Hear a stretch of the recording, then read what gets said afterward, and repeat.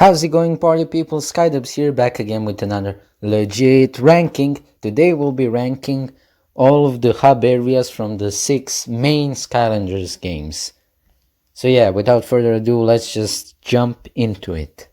At number 6, we have the Skylanders Imaginators hub area. Now the problem with this one is obviously it's way too big for the amount of content that it gives out.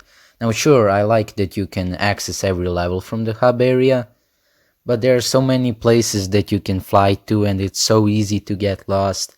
There are way too many areas that serve absolutely no purpose. For example, you have these books that are like thrown around the hub area, but you need to collect them and bring them back to the academy. This is a great idea, but you just forget about it after some time, as you really don't need these Imaginite chests.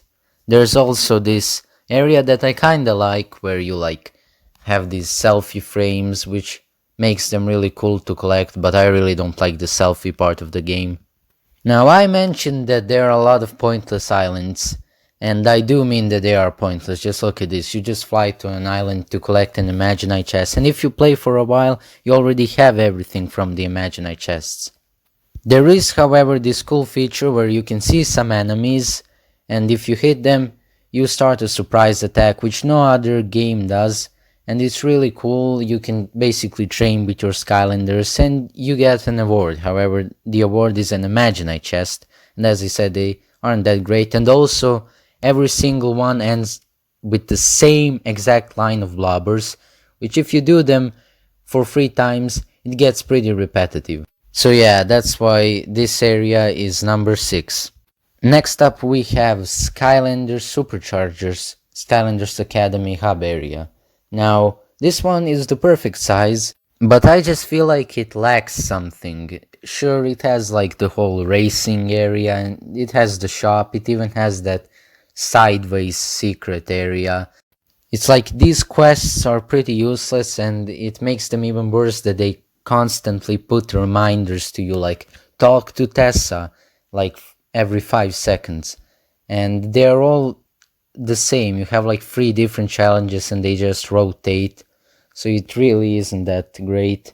And apart from the racing area, there is nothing else that you really need to explore, unless you want hats where you go to the shop, or the wish stone. Those are also very cool areas. But yeah, that's why Skylanders Superchargers are at number 5. At number 4 we have Woodboro from Skylanders Swap Force. Now, don't get me wrong, this is an excellent hub area, but I think that the other 3 are better. However, this one was really close to number 3, and the only reason that it wasn't number 3 is because it kinda doesn't feel connected towards the other games. It added a lot of new characters that most of them don't come back in the later games, and this hub area is never mentioned again. But there are a lot of cool and hidden things, like you can find 2 soul gems, that is pretty cool.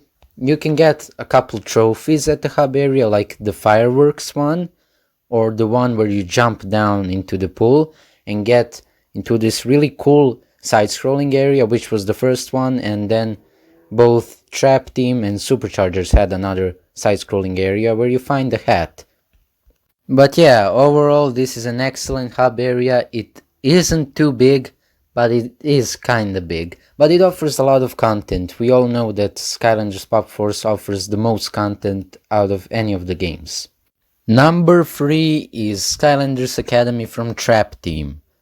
Now, this has the fast travel, which is really good because it's really big. That's the biggest problem that I have, just like Imaginators. However, the fast travel makes it way better. You can also access Chaos Doom challenges. You also have the way to the Villain Vault, which looks exactly the same like the portal, which is cool. You can play as the villains and their timer doesn't run out, so you can try all of their moves, you know. It's really good, and I really like it. There's this area for additional levels, which is okay, I guess. They even brought back some of the characters like Dreadbeard, and there is this epic skeleton minigame, like I don't know what's it called, like some party, where you can play with some of your favorite NPCs. Wait, is that Arbo? Oh, we got a party with him. Let's go skeleton dance.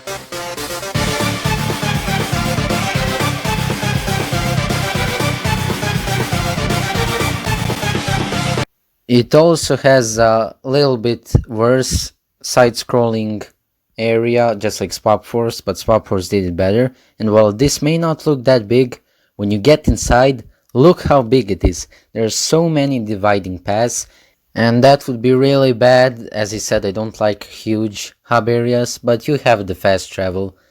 And they also brought back the game room, which is really cool. But yeah, I have sort of a bias towards this one, as they brought a lot of my favorite NPCs like Brock, Dreadbeard, Arbo, so I think it's slightly better than the Swap Force hub area. Now, this may be a surprise to you, but the Skylanders Pirates Adventure hub area, I think it's called the Ruins, is number 2 and not number 1. Now, this is because it's my favorite, but it's not the best. But it's my favorite because of a lot of things. It's really big, and I really don't like that. And again, it doesn't offer too much content, let's be real here, it's the first game. However, every single part of this one, in my opinion, is memorable. And also, I like how the additional levels just spawn out of nowhere when you put them on the portal, on the hub area. They're not just like accessible through, I don't know, random areas. But also, all of the NPCs are there. I love all of the NPCs, except from the Archean thing, that's pretty weird. But I like the docks, I like the ruins, and my favorite part is the Core of Light. I really like how as you progress, the core upgrades more and more, and it really is a great addition, and that's why this is number 2. That means though that at number 1 we have Flynn's ship from Skylanders Giants. Now I think that most of you can agree with me on this one. It's small, but every single room has its purpose. You have the lights room, which upgrades your, I don't know how much coins you get or how much critical hit you can get. You have the room for legendary treasures, you have the game room, you have the, I think it's Crow's Nest it's called, where you can look on the ship. And what really makes it great is that it really feels like you're on an adventure, and it even has that one chapter where they attack your ship, and sometimes your ship gets attacked, it falls to Cutthroat Carnival, and that's why I love this hub area. It's really good and it really feels like you're on an adventure. So yeah, that's where we're going to end the video. I thank you all for watching this video. If you enjoyed it, you can leave a like, and I'll see you in the next one. Bye.